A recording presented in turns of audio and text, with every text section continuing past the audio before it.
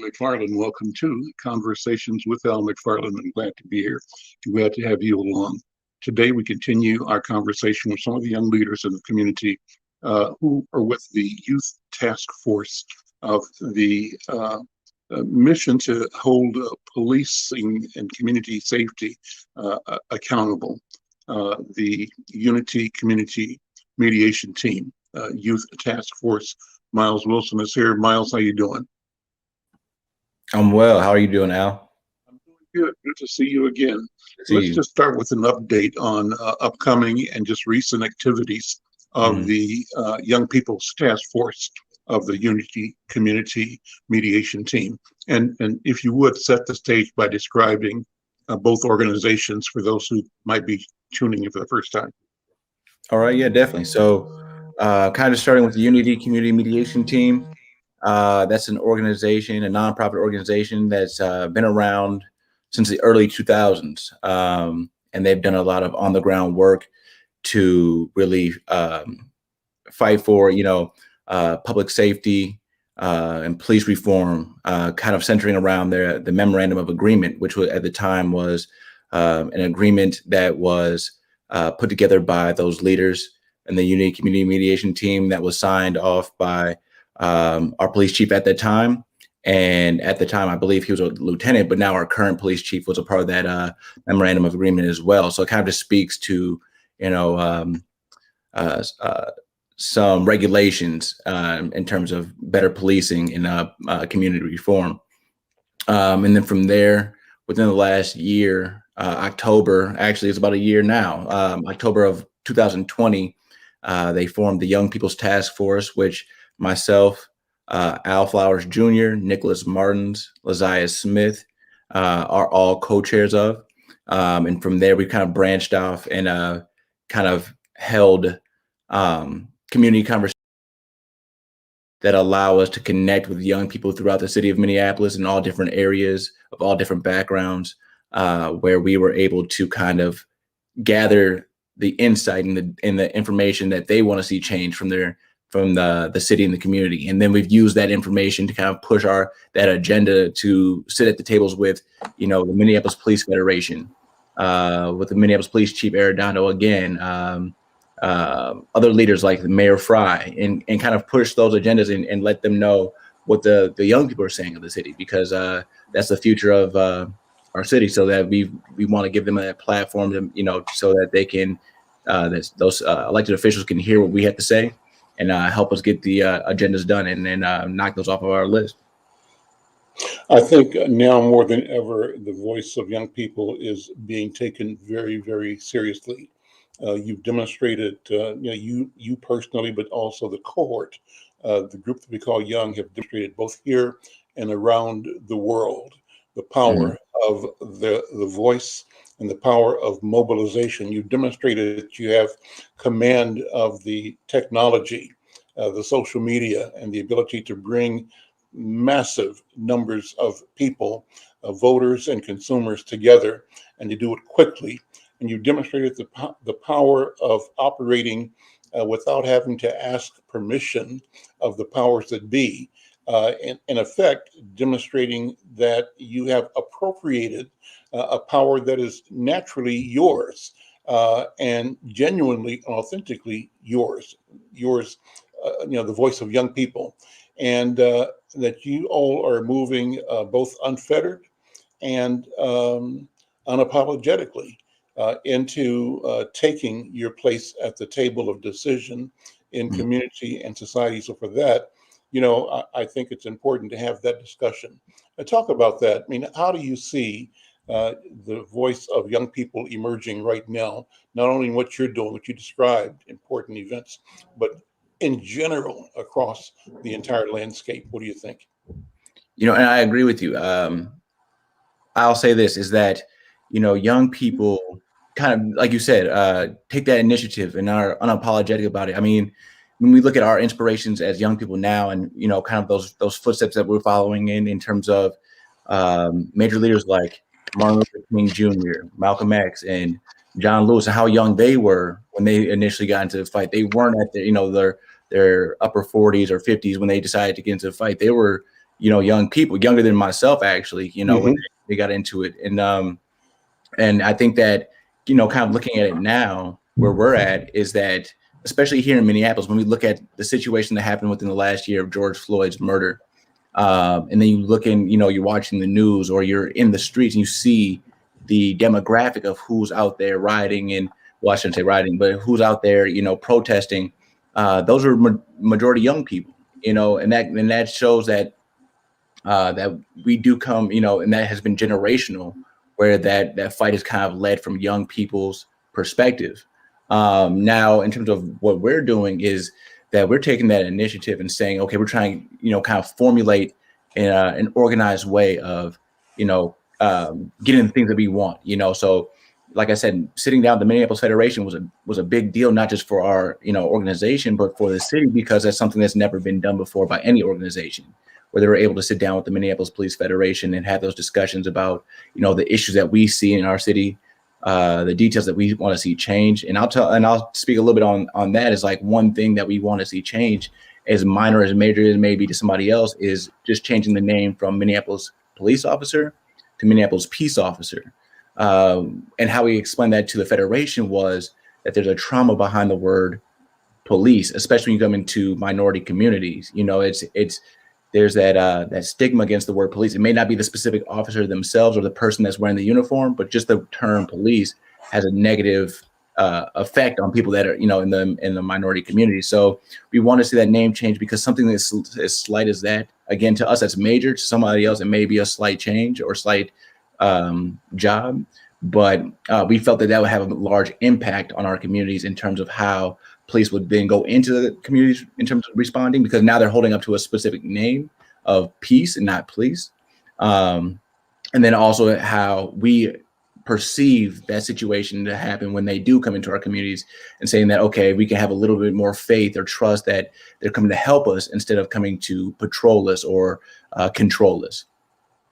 They say, definition is everything. You have to name a problem to address it. If you can't name it, it won't be addressed. And you have just named the nomenclature itself as the problem, the categorization, the description, the definition of what the mission is as important as the mission. And what I hear you saying is that the Young People's Task Force is encouraging the community to encourage the police department, the city, to consider renaming, redefining it by what its highest mission should be.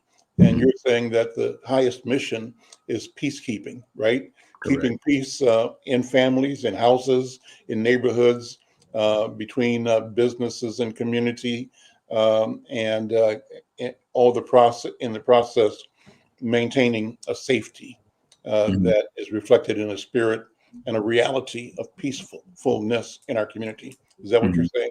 Exactly. Like, we understand that, an officer's job is to, keep that peace and hold the community to those laws. Now, but from being from Minneapolis, and I understand that, this show is broadcasted, so, we may have viewers from not in Minneapolis, they may not understand the magnitude of what we felt last year after George Floyd's murder, in terms of the police stepping back and saying that we won't patrol the community for a few days, and seeing how that turned out. I mean, it was in a chaos, in a sense, so we understand what would happen if we didn't have officers patrolling our streets. What we are saying, exactly what you mentioned, is that we want them to, in situations where they can keep that peace, and situations that we want them to just come into our neighborhoods as if they're going into other neighborhoods, that without that stigma of saying, okay, we're going into an unsafe environment, when it may not be, unsafe. And then that kind of leads to other things, and things happen from there.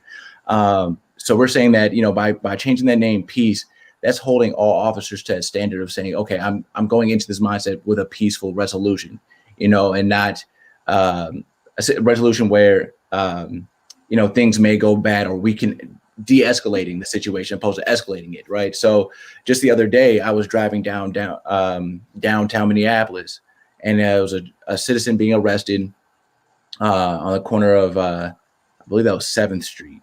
And the situation just seemed to escalate, past the what was actually needed. And that I sat and I stayed just to make sure that everything was okay. I stayed my distance. I didn't, approach the situation because I knew it was already hostile at that point. I mean, when you have officers like that and then there's more officers patrolling and coming in, that can, create a hostile environment. So I didn't want to get too close to the situation, but I wanted to make sure that I was at least monitoring that so that I have something to report on. But again, that was a situation that I felt could have been de-escalated a lot easier than it was to get escalated to the point. I mean, when they come in and they say, instead of coming at the suspect or the situation from a hostile perspective already, you're now raising escalation on both sides. So we, again, kind of push that peace name because we want them to hold up to that name as they're approaching the situation opposed to going the opposite direction. So let's do this. Why don't you describe the event that you're talking about, and that gives you an example to share, maybe an alternative approach that could have existed if there was a different framing of what the mission, what the job is. What happened downtown that day? So downtown that day, I happened to be driving by, and I kind of heard some rustling. I didn't really see because I was about a block away from the scene. As I approached and the noise got louder and louder, I could see that on the corner that there was a black male being arrested. Again, from the George Floyd murder of last year, I think that everybody's on high alert for arrests, especially towards African-American men, just to make sure that everything doesn't go the wrong way. So I did the same thing. I pulled over, I stepped out of the car, and I stayed across the street on the opposite side of the intersection, and kind of watched from my perspective to see. And from there, it was one officer at the time, and he was struggling to get the suspect, for lack of better words, the suspect to kind of settle down, and he was sitting up, so it wasn't like I didn't see any like real immediate danger that either one of them were in. But so was the person that was being apprehended, was he standing? Was he sitting on the ground, sitting on a chair, on a bench? And were they talking, or was there actually some kind of struggle between them with, say, maybe the officer trying to handcuff or demand compliance of some sort of the person he was addressing? What was it? At the time that I arrived, he was sitting down, but he was already apprehended. He was already handcuffed at that time. Okay. Sitting on a street corner bench or something, or on the ground? On the street corner bench. Okay. There was, of course, I can only imagine. I've never been, in cuffs or arrested. So I can just imagine almost the fear that you're going through at the time when you're being arrested. So there was a little bit of, kind of rustling there. He wasn't, in a sense, he wasn't not complying. He just was in a sense of kind of like fear, I would say, is what I've, perceived. But then there was call for backup. Now, I didn't see a reason to have that many officers as backup. At that point, there was about 8 squad cars that showed up with, I would say 2 officers per squad car. So you're looking at 14 or 15 different officers on the scene now for one person that was just sitting on a bench with his hands tied. His hands cuffed, and he just was a little bit upset about it, I would say. So it agitated, right? Exactly. But not struggling with or hitting at or offering kind of physical resistance to it. Right. How was he? How did he look to you? Was he just verbally agitated or? Verbally agitated, definitely. I would say that he just, like I said, I don't know the depths of the situation that, kind of transpired beforehand. So I can't say that it was for any specific reason that he was being apprehended, but it was definitely verbally agitated. I definitely think that he understood that, especially with the situation that we've seen in the last year and few years with officers and being apprehended, that he knows how those things have turned out to happen or turn out to be. So he definitely wasn't, physically, not complying. It just was sounds like a frustration to me, like, maybe the wrong person that from his perspective, or he didn't do it and he didn't feel like he should be apprehended. Okay. And so then 8 or half a dozen squad cars arrive, 10, 14 officers on the scene. What happens then? How does the escalation proceed? So as that happened, a larger crowd started to appear.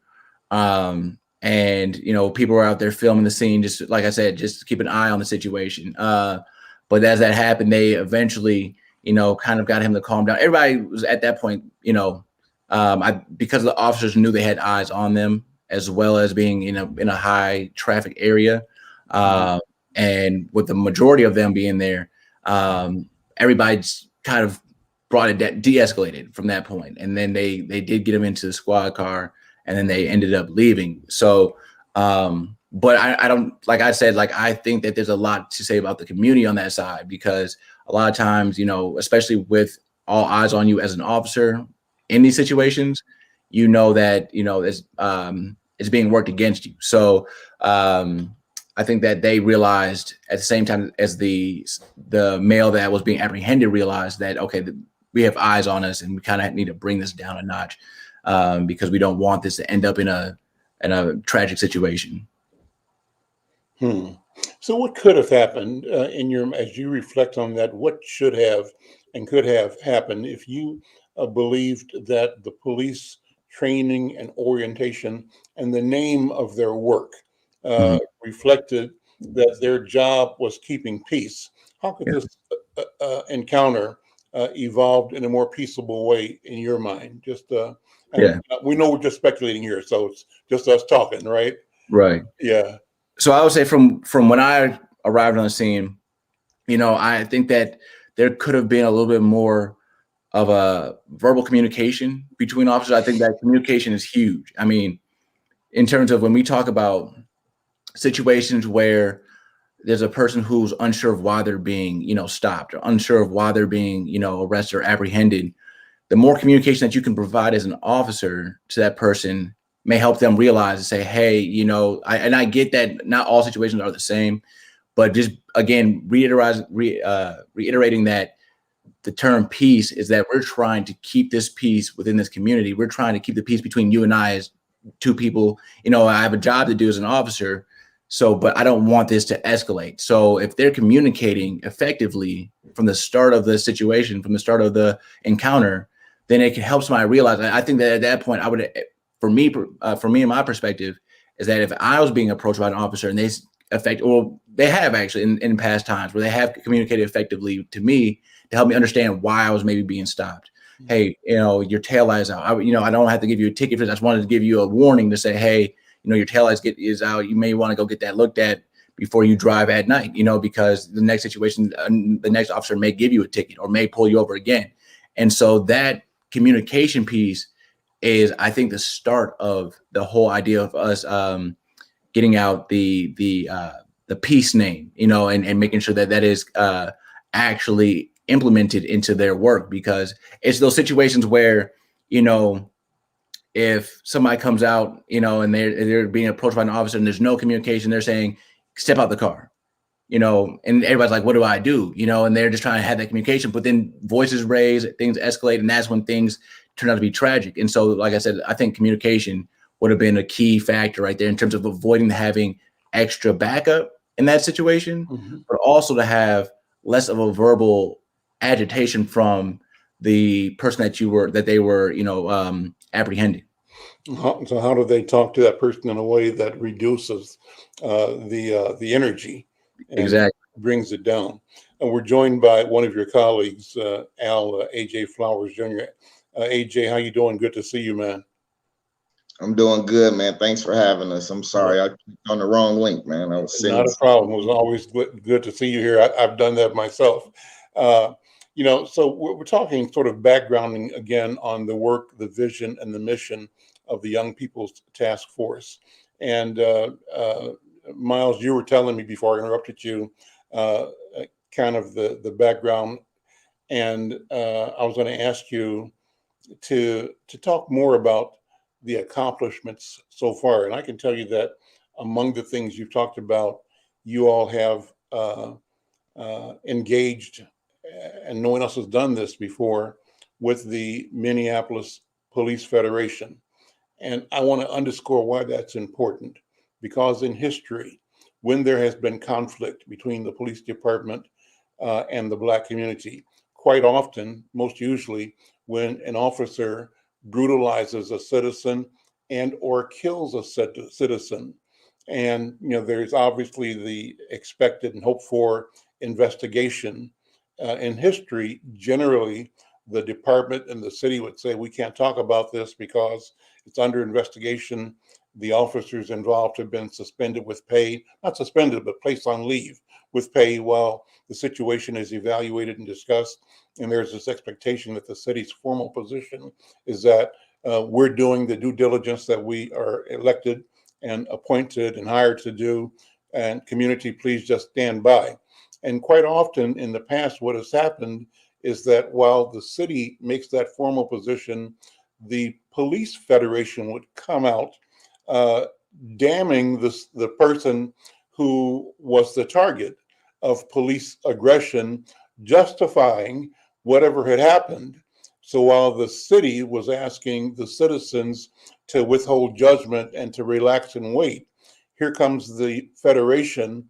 Used to be Sergeant Delmonico. I'm not sure if he's still there running the federation. He's not running it now, but he was the voice, the figurehead for the federation. And Sergeant Delmonico would come out as often as not, saying that whatever happened was done in the best interest of the community, of the police officers, of public safety, etc., and saying it in a way that, in effect, from my point of view, uh, judged uh, the person that was apprehended by the police or confronted by, maybe hurt by, maybe even killed by the police. And so for you all to say, look, this is a point of constant tension. Why don't we go straight to the source of it and talk to you, the Federation, about the posture, the positions you have taken representing your members that sometimes we think is inaccurate, inadequate, inappropriate. Am I describing it the right way, Miles Wilson? Yeah, and when you speak about things that we've done, I think I smile a little bit about it because I mean, again, from us kind of kicking this off about a year ago to the things that we were able to do, and that's not to sit here and toot our own horn, but to think about what we've done is really essentially kind of amazing. I mean, we talk about the Minneapolis Police Federation meetings that we've had and hosted, and that's major. Like you said, I mean, there's not been another organization that has sat down and told them, what we want to see. They make those decisions.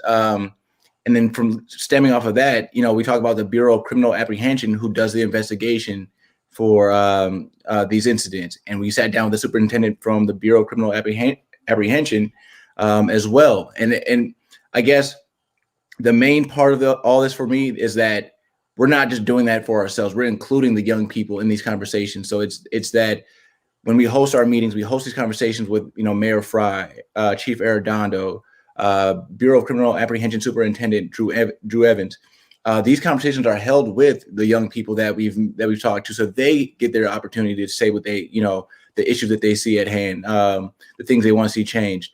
And so, like, when we talk about what we've done, that's what I think I smile about, and I'm most proud about, is being able to actually incorporate the voice of our community to these conversations, where you do have some organizations that sit down at the table and kind of speak what they want for themselves and see those changes for themselves. Whereas we are coming from that perspective of saying, well, it's not just us. We may be the co-chairs and we may, try to organize these events and these conversations for people to be involved, but we're always including our community and actually representing those voices from a general view. So it's not just us at those tables. But I want AJ to speak on that because he's somebody who's, like I said, is putting the work in for what we're doing, really been able to connect with the young people in a way of letting them or helping them understand that what they're doing is important. I think that some people, that I sometimes don't have that connection always, but I think that AJ always brings that home for us and really brings them to get that understanding of what they're doing and how important that is. AJ, go ahead and jump in, man. Thank you for being here again. And it's a big question. How do you interpret the reality of today to our young people, but also interpret the vision and the right and responsibility of young people to voice, their concerns? How do you put that out where they feel encouraged and motivated to stand up, to show up, and to say what's on their mind, and to believe that and demand that they be listened to. What do you think, AJ?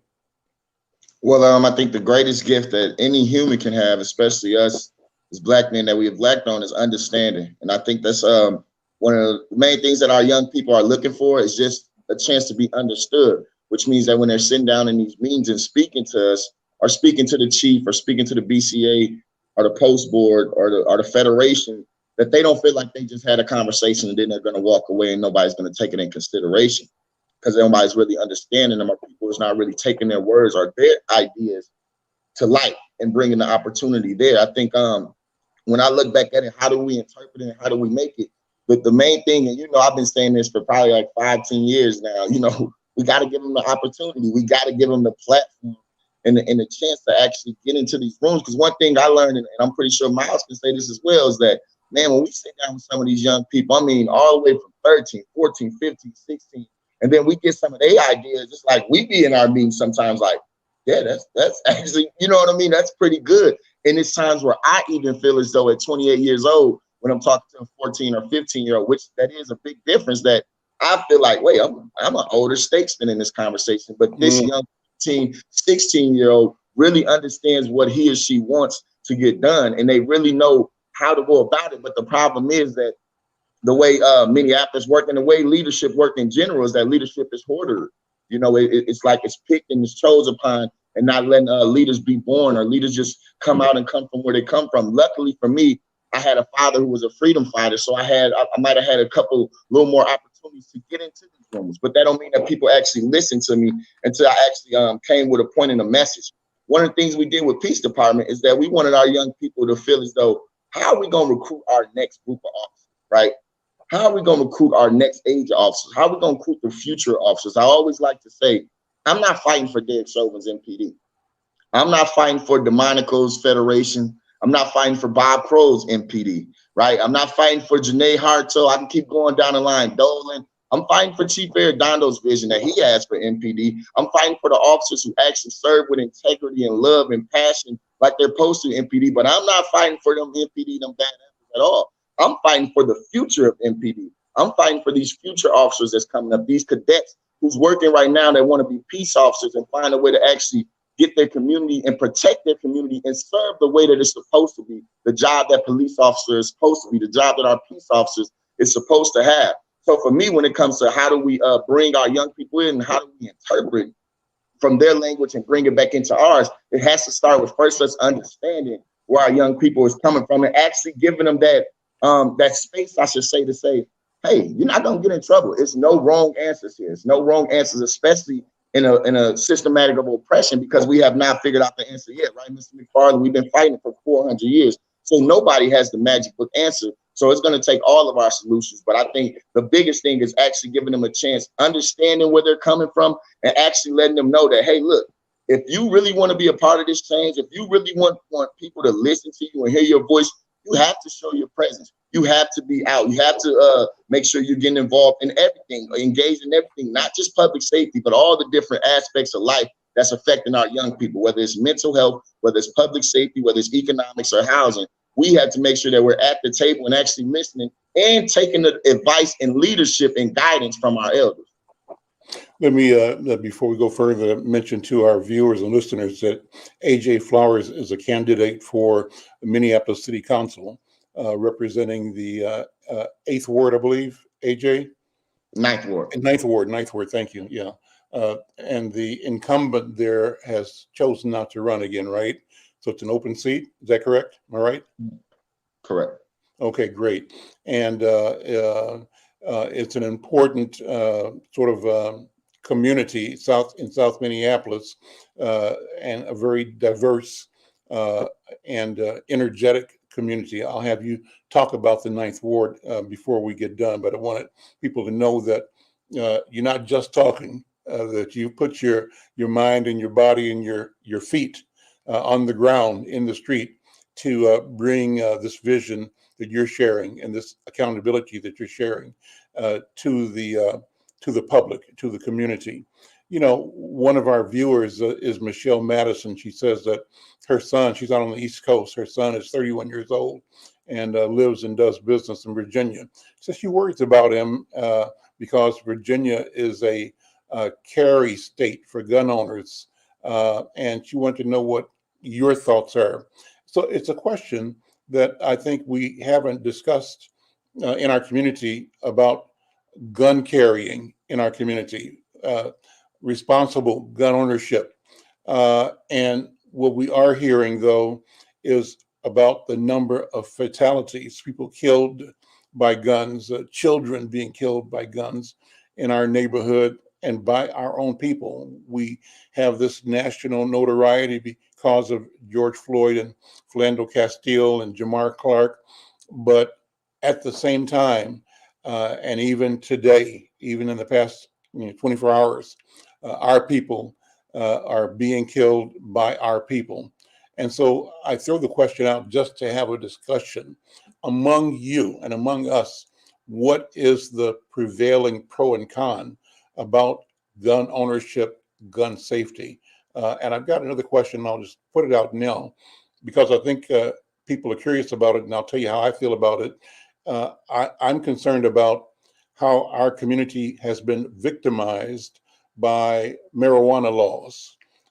And I'm particularly concerned that now that the society nationally, globally, and even Minnesota is moving towards reversing its historic and I feel inadequate and unfair policies on marijuana use and consumption, that we have borne the brunt of policies of law enforcement for possession of marijuana. So we're going to be moving as a community from a certain intolerance and illegality to a legal status and to an awareness of the business revenue that the state will earn from both medical and eventually the recreational use of marijuana.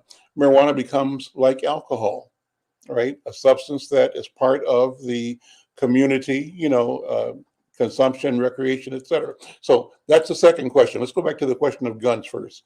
AJ and Miles, young people, what do young people say and think about the Second Amendment and how that applies to Black people, and what do we say about that, given at the same time this preponderance of killing of our people by our people using weapons in our community? AJ, start with you. Well, I think when you look at it, honestly, a lot of the killings and murders that's happening within our community are guns that are not legally obtained. They are from illegal firearms. So I think for me, I am a believer of the segment. I will say that it's hard to speak on guns within our community because we have so much gun violence from illegal firearms. But I do advise young people who does not have a felony to go obtain their firearms a legal way, because this is the reason why.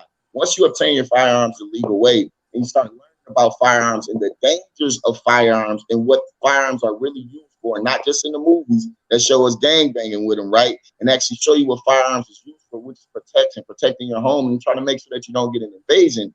Then I believe people react different. And also, hey, let's be honest, if people are shooting people with guns that there's license, and if you're licensed to carry and you shoot someone with a gun, it's not like it's going to be unsolved. It will come back to that person. So I think it's a lot of answers we can do in there. But when you think of gun control, I think it's most of the guns that we're having with the murders are not legal firearms. It's illegal firearms. And I think that's the bigger issue we got to face as far as how are these guns getting in our communities? How are so many guns making it to our communities? And we got to look in that way. But I do advise, especially our young people, because young people don't understand that we can get our gun license. A lot of people don't, they forget that Black folks can actually obtain our gun license.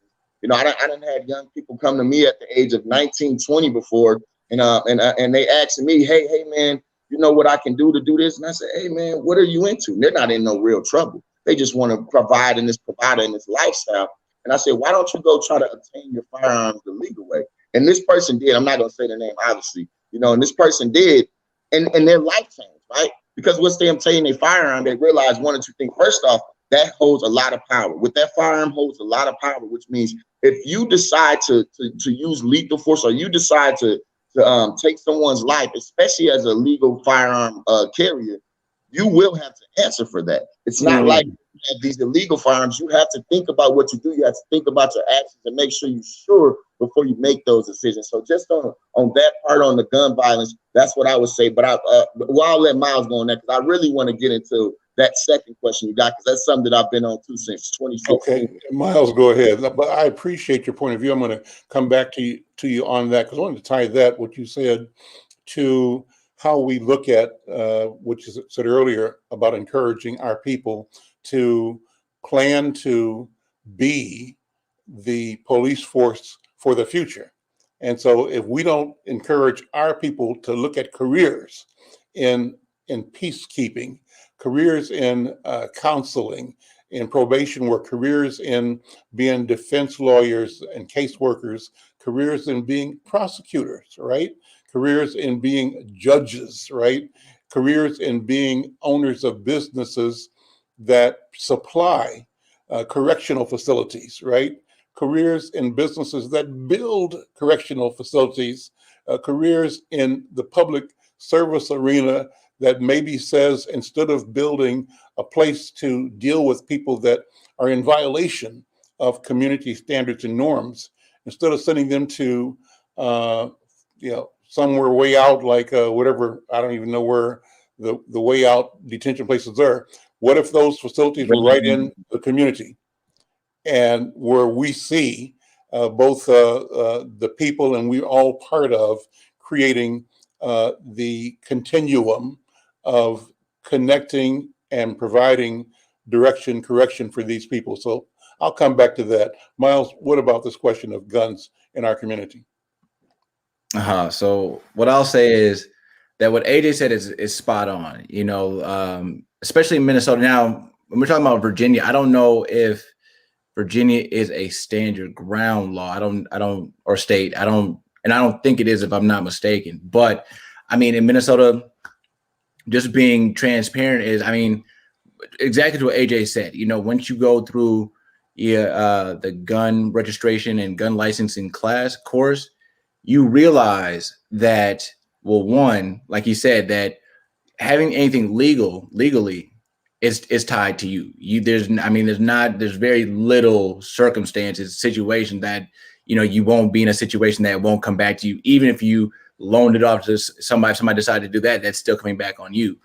And so in Minneapolis, like I said, like what we do see is that when these shootings happen here, those weapons do turn up, but they're not being tied to anybody because they're not legally obtained, just like AJ said. So I agree with that. As a person that's being transparent, I do have my license to carry, but I also understand, like he said, the responsibility that comes with, being somebody that's licensed to carry, so, and it's not, I decided to get my license for the protection of my family, having a 2-year-old daughter. It's not about, running the streets and protecting the entire city. It's just about, if somebody tries to come into my home where my daughter lays her head, then, I would be under protection there in the event of something happening. And so, but that's, again, a very small circumstance that would ever happen, if it ever happens. It's not there to, roam the streets with. But again, that class and that course puts you in the mindset of knowing, the responsibility that you have with weapons. I think that a lot of young people now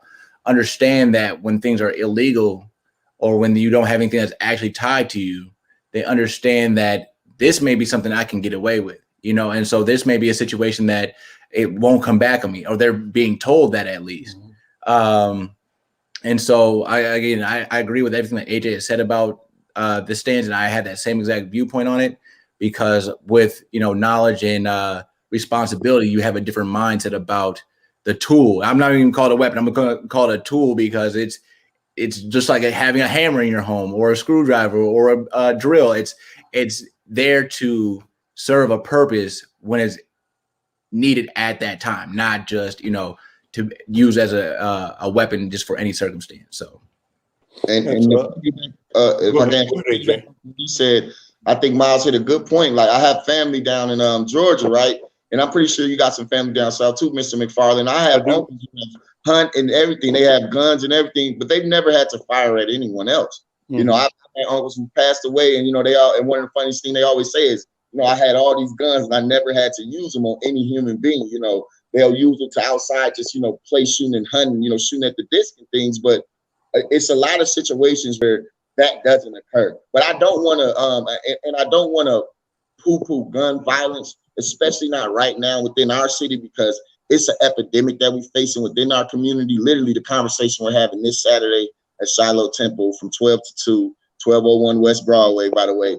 Literally, that conversation is surrounded around public safety and the gun violence that we're facing. But I just think it will be remiss, and I think sometimes we miss the ball on trying to get ahead of some of these issues because we're so afraid of the other outcomes. So we don't want to get our people and inform our people at a younger age to start getting into their gun rights. That's why my brother Hassan, he's one of the youngest people I know that's helping people obtain their gun license. He's a young man that's doing it, and a young Black man that's doing that, by the way. So we have to make sure that it's a common blend we have, especially with the type of way that society is going right now. I mean, we have to be protected, and we have to make sure that we stay protected and know the power and responsibilities of guns. But I want to make sure that I'm clear on the fact that this gun violence that we're facing is the epidemic that we're facing in our community. I know more young people my age who died from being shot, ODing from taking a bad pill than I do that died from COVID this year. So that's just me. But I want to get into this other question you had. Go ahead. Let's go ahead and switch. I want to come back to this. I think this is a wonderful conversation. I want to thank you both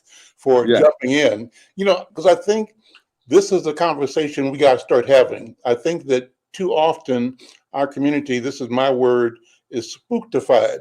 We get tricked into hocus pocus, right? And so that we are afraid to talk about stuff.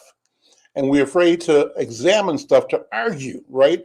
Argue with a purpose of not just being mad argument, but trying to prove a point, make a point with lucidity, with clarity. And so I think we're on that path in this conversation. I want to thank you both. But go ahead, talk about the question of the potential legalization of marijuana. What do you think about that, AJ? And I think it kind of follows right off of what we're saying with the firearm question, because I think it's another thing that if we get spooktified, we'll lose out again. I mean, I think you brought up the alcohol industry, even the tobacco industry, even the fast food industry, that we as a community, when we want to open up the alcohol stores, we say, oh, no. Oh, sorry. We say, oh, no. No, we lost his, he'll probably get back his camera in a couple of seconds. AJ, you weigh in first, and then we'll come back to, not AJ, but Miles. What are your thoughts on that question? Well, I think I know where AJ was going down that path, and him and I kind of work on this telepathic kind of wave. But what I'll say about it is that, and this is what we're talking about with the Young People's Task Force in terms of in the spring, what we have coming up is a youth summit is what we're calling it. It's going to be a 3-day event where we kind of step to the side and take a look at different avenues for young people, things like financial literacy. And because when we're talking about a business or a market like the marijuana industry that is soon to take off for businesses and how much money is already generated in other states, we need to find a way to put our people in the head to get into those markets before, they're taken up by, because we were the ones that were affected by it in the negative way. We're the ones behind bars for selling marijuana, and now it's being legalized, but who's taking advantage of that market? It's not minority people. And so we need to, find out or figure out a way to put those young people ahead, not just young people, but African-American people in general ahead, and get there. And here he's back, and get them to a point of being able to be these business owners for, that industry, and get them to the point of where they understand what they need to do, what licenses they need to obtain in order to get it into these markets. So I'm not going to take up too. I know AJ. Go ahead. Go ahead. You see, they try to knock me out, Miles. They don't want us in on this conversation because it's economics. But this is what I was going to say. At the end of the day, when it comes down to this business, we have to understand that we did it when we try to say we need to eat healthier. We don't need our people opening up fast food chicken spot. Everything I can say, I know you can attest for, and I'm only speaking on Minneapolis. We say we don't need our people opening up fast food chicken spots all down West Broadway. We need more healthy living status. We need more healthy ways to eat. Then you go down West Broadway, and there's chicken spots on every single corner. Literally, so much chicken spots that there's 2 across the street from each other, and they both make money. So, but we did not get any of them businesses. Then we say, hey, we don't need to just get into, doing our nails and stuff like that. We need to be smarter and have more doctors. And yeah, we always have to have doctors and lawyers. But guess what? You look at all the people doing our nails and doing our hairs. That's not us. Hey, y'all, we need to stay away from tobacco. Tobacco is very horrible for us. We got to get away from the menthols. You look at all the tobacco shops and tobacco stores. Not us again. Guess who buy the most menthol tobaccos? Us again. Then we go into the alcohol where we say, hey, y'all, we need to leave all these alcohol stores. We need more vibrators there, which we do. But guess what? The alcohol stores are still there. Guess who don't own none of them? Us. Guess who spends the most money at them liquor stores? We do again. So once again, we're going to come into the space of marijuana. And I remember in 2016 when they was killing me for this. And I said, I believe marijuana is the first form of an economic package that they owe back to African Americans, the American descendants of slaves.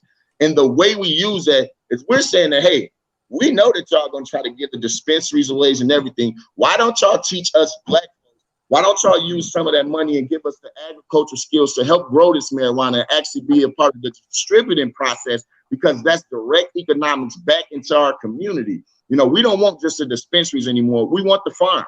And y'all can give us that with black farmers at less than 2% of black farmers in the United States right now.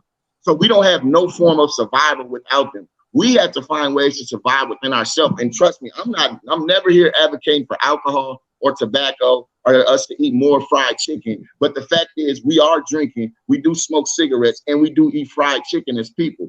My thing is, when are we as people going to be the beneficiaries of it and not just the negative people that's always getting a negative impact, going to jail for marijuana charges, all the type of trauma that alcohol, tobacco has caused our communities. The people who selling us that alcohol, tobacco, and different things like that, they don't do nothing to give back to our community. They're not doing nothing to give back to our young people, to give back to our young future. So, I mean, that's why it's like, and a lot of times we get, I like the word you say, spooktified, because we don't want to act as if these things exist. And we have to realize that, hey, as messed up as it may sound sometimes, we have to make sure we find a way to get some economics, and we got to get wealth back in our community. We know marijuana is going to come. And if we take the message, and I'm going to stand strong on this, even though people done got mad at me, if we take the type of status and message with marijuana coming and try to be a fighter against it, knowing that it's going to be legalized like we did with tobacco and alcohol, and be the ones that's left behind again, while our people is going to be going to them dispensaries, going to them stores, buying the marijuana and smoking the marijuana, and we have no type of economic value from that, then that's going to be a major setback that I don't know if we're going to ever be able to. We're not going to keep being able to get opportunities to gain $1 billion revenue. That's what marijuana is. It's hard to get into a game like that. And I believe it's upon Minnesota, it's upon the federal government. Once they start finding a way, especially when you think about that, gentrifying our neighborhoods first. If you look at all the other cities where marijuana has already been legalized, they gentrify the neighborhoods, and then they go put in little white people who never smoked marijuana like that, and they make all this revenue off of it. We got to find a way to get some revenue off that. I'm glad you said that, and you're one of the first people that's understanding that now. They're like, hey, look, ain't nobody's out here advocating for alcohol, tobacco, or marijuana, or saying our kids need to be smoking weed. Absolutely not. But what we are saying is that it is going to be people that do smoke marijuana. It is going to get sold, and it will be recreationalized, and it will be an economic incentive and package that we can get our young people jobs. We can teach people agriculture, and there's so many different ways it can help our community. So to me, I think it goes all the way back to the firearms, all the way back to our police department name, and us taking our own, us making sure that we are at the table and we are the beneficiaries of what's going on within our community. Really quick, Al, could I mention something? Please go right ahead. This is we do this a lot. I'm loving the conversation. Go ahead. I just want to say one more thing is, like AJ mentioned, like we both talked about being charged, and as an African American, we're typically overcharged on these charges. So that's another issue. But let me just give everybody an example, just so that they understand what we mean by the disparities here between the African American community being involved in markets like this when they're especially booming. So in Chicago, Illinois, January 1st, 2020, they mentioned that they did an article about their dispensary marijuana industry did $1 billion in sales over the last year. They have 16 dispensaries in the city of Chicago. 2 are owned by Black owners. Only 2 of the 16. Now we're talking about a city that, again, has 30% is African American. And so that's just, again, that's where we're standing at. And that's why, again, that we're trying to get it, to the forefront of these issues now and put people in the position to understand what they can do, get the licenses that they need, and help them get that advancement that we've never had before. We come from, we talk about generational wealth. We, as African Americans, we don't come from generational wealth. We're first time generation. School. I don't know. When I was going to college, I was in a sea of student debt. And that's because I just didn't come from a situation of, generational wealth. I didn't have funds put away for me to go to attend college. But, so this is what we're trying to do. This is what the cycles that we're trying to break for African-American young people so that we can get them in a place of, being ahead of the curve, being ahead of that 8 ball and as they go through life. So. Again, brothers, this is a great conversation. I want to keep it going. I think it's critical to our economic future, and I want to do some self-criticism here, meaning not me, myself, but us as a community. And I think that was a proper use of the word spooktify, that we end up being goaded into irrational fear of facing the reality of our present circumstance. And we are encouraged to ignore the history, right? The past and the truth of the past.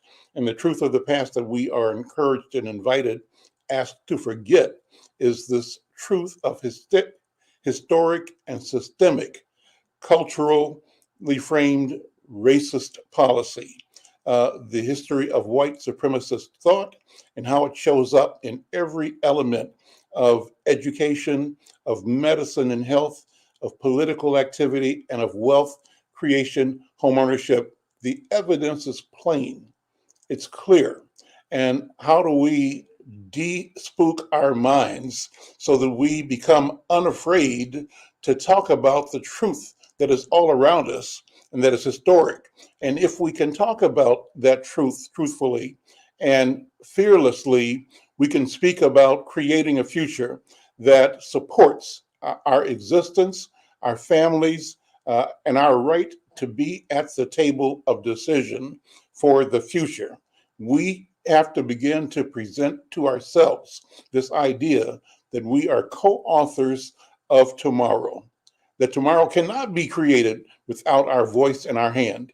And if we believe that, it means that there is a certain responsibility and accountability that translate into power. And we have to be unafraid of exercising power in our own behalf and on behalf of our people. That's what I'm saying. So I thank you all for having this conversation and for where you're headed. I think your generation has both the training and has the heart to move the ball in the right direction. And I want to take the last couple of minutes here, Miles and AJ, for you to talk to people about this important event coming up this Saturday. Yeah, I'll just kick it off real quick. So if you're in the Minneapolis area, or if not, you can attend virtually to our Young People's Task Force series of community conversations. That will be held at Shiloh Temple in North Minneapolis. We'll be talking about public safety and police reform. And then you can visit us at Young People's Task Force MN.com to get that link for the virtual meeting. We'll also be hosting a survey. So we'll drop a survey on the website as well, so that people can, chime in and add any comments or just fill out our survey about, the police to peace name change will be one of the questions on there. But then I'll just give it up to AJ if he has anything else that he wants to add on to that. Yeah, no, just everybody come out. We're in the middle of a crisis right now. There's no question about it. We got young people dying. We got young fathers dying, young women dying. It's anybody right now. It's everybody. Everybody's getting in trouble right now. So we gotta have a conversation. And it's a conversation of public safety that's on the ballot. It's coming up in this November, and we have to make sure that regardless of how this play out, that we are ready as a community to move forward. We got to make sure that we have a strategy ready to move forward, because everybody don't have the funds to just get up and leave like we're talking about. So we have to make sure that we have the strategies and plans, and we're trying to make sure our young people understand that we need to be a part of it. It's our future that's going to affect. It's our babies. and it's also our city. We want to live in this city, and we want to raise our children in this city. And the people before us did a great enough job to get us here. Now we have to do our part in our job to make sure that we can make sure our babies can grow up in the city of Minneapolis. But we have to be a part of the conversation. So like you said, Shiloh Tempo from 12 to 2, 1201 West Broadway. We will have the link on our website if you want to go via Zoom. So please come in and please try to get our young people to come in and be engaged and understand that we have to be a part of the conversation because it's our lives on the line. Listen, we're out of time. Thank you both very much. We're going to be doing this every Wednesday, so I'm hopeful that you'll keep coming back on Wednesdays because I want to bring both sides of all of the amendments onto this program and have the Young People's Task Force as part of a special panel examining the positions on both sides of all of the charter amendment issues so that we bring clarity to our people. Gentlemen, brothers, thank you so much. We'll see you next time. Take care.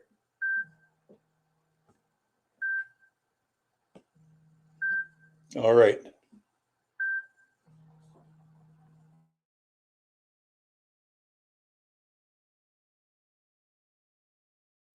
Oh, Queen Justice, where are you? Did they beat you up or no? Lock you on the ground, take the crown away from you? Oh, Lady Liberty, red, white, and blue. Did they take your dignity with their bigotry? Teach you that you're born to lose. Free or guilty, it's gonna get filthy. Better believe, roll up your sleeves. It's gonna get rough, it's gonna be tough. We all agree, we've had enough. We've had enough of all the rules you break. We've had enough of all the money you make. We've had enough. No more life at stake. We've had enough. This is a proclamation. It's been 400 years and we're 400 late. Together we stand from state to state. Going back in time won't make America great. We need justice now, people won't wait. Action, no more distraction. Every step we take, we gain traction. If it can happen to one, it can happen to all. United we stand, divided we fall. Free or guilty, it's gonna get filthy. Better believe, roll up your sleeves. It's gonna get rough, it's gonna be tough. We all agree, we've had enough.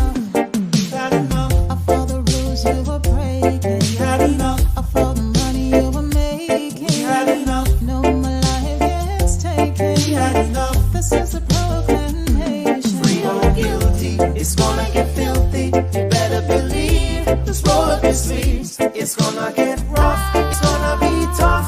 We all agree. We've had enough. We've had enough of all the rules you're breaking. We had enough. All the money you're making. We've had enough. No more life gets taken. We've had enough. This is the proclamation. We've had enough. Trayvon Martin and Tommy Rice. We've had enough. Michael Brown and Eric gonna pay the price. We've had enough. Philando, Breonna, George Floyd. What? We've had enough. So many gone. How can we fill the void? How can we feel? We had enough. John Crawford, I know you've heard. We've had enough. Sandra Bland, come on and take a stand. We've had enough. Sean Bell, Sean Bell. what the hell? We've had enough. Freddie Gray, did you hear what I said? We've had enough. This is a proclamation.